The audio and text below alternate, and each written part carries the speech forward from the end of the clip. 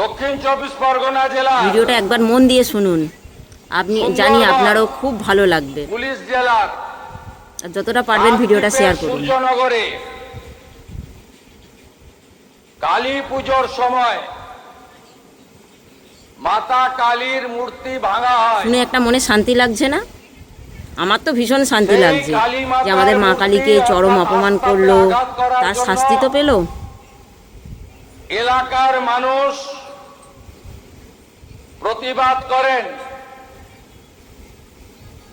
প্রতিবাদ অনেকক্ষণ চলে।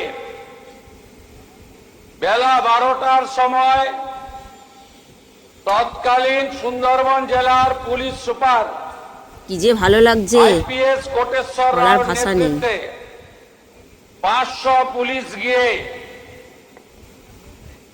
জনতাকে ছত্রভঙ্গ করে, ব্যাপক লাঠিচার্জ করে। বলে না, যেমন কর্ম এই পর্যন্ত নয় ঠিক ছিল, তেমন ফল। তারপরে মাতা কালীকে প্রিজন ভ্যানে তুলে থানায় নিয়ে যায়। আইপিএস কোটেশ্বর রাওকে সাসপেন্ড ঘোষণা করলাম। কালী মাতা কি জয়।